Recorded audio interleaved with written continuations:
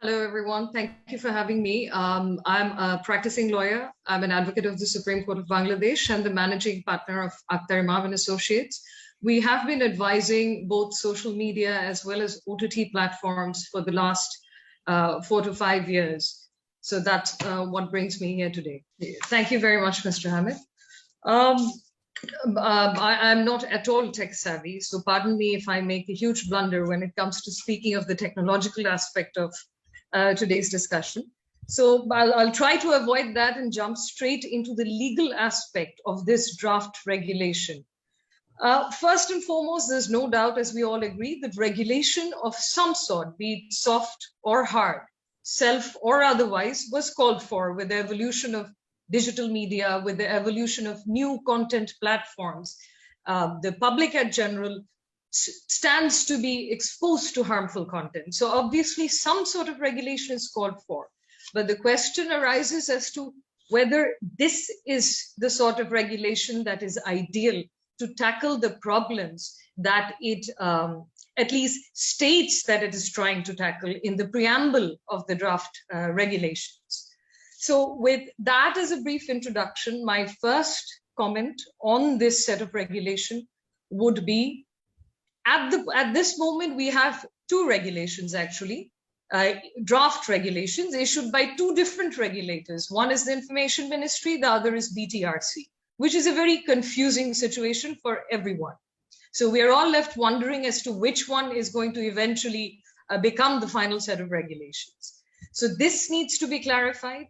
Secondly, this by and large is a blind copy of Indian legislation, without taking into account ground realities. And I think I'm not being critical, but I have seen this happening again and again. Case in point being the Companies Act. A draft of the Companies Act is doing the rounds, which again is a blind copy of the Indian legislation without taking into account the real issues that Bangladesh is facing in this regard.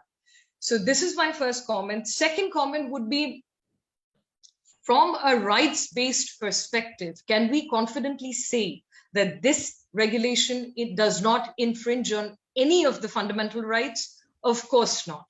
On the face of it, there is a very serious risk of abuse so far as the fundamental right of freedom of expression is concerned, freedom of the press is concerned, so far as our right to privacy is concerned.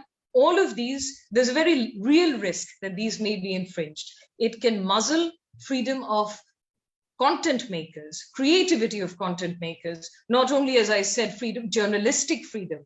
And journalistic freedom, as we all know, is critical for accountability of any government, for that matter. This can be used to suppress civil dissent.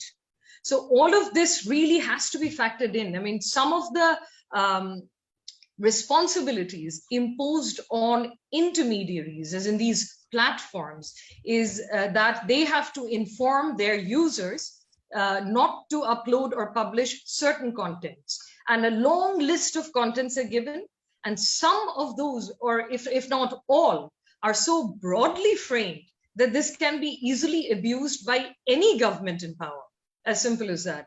So again, we need to sort of minimize room for abuse as much as possible when drafting these regulations. Moving on from this rights-based perspective, my next critique would be, does this really promote growth of this sector?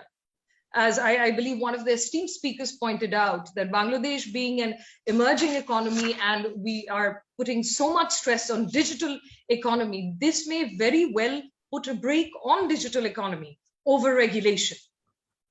And Claire's presentation was very informative indeed. And I think the framework that they eventually recommended covered a lot of the points that I had in mind as well, that the way forward has to be either self-regulation or co-regulation. Either way, it has to be soft regulation to start with, instead of blindly copying a foreign legislation and shoving it down everyone's throat without ground reality, without considering ground reality.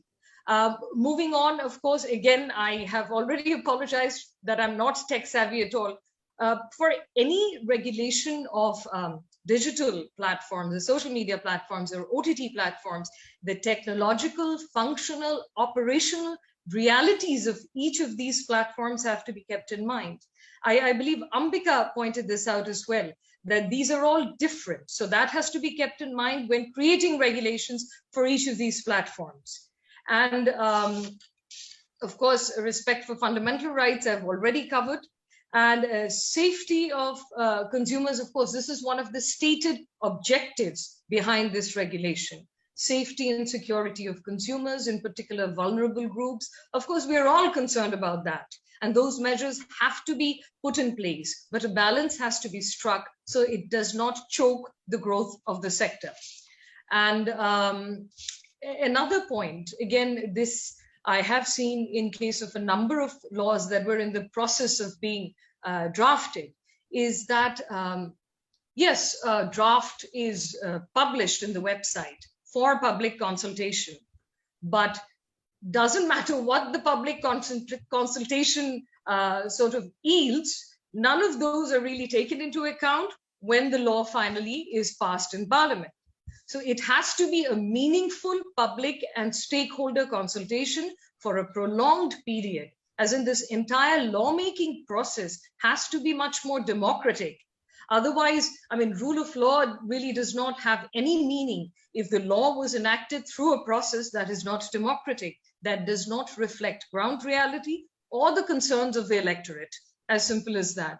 So public consultation is very important. Apologies for taking up too much time. No. Thanks.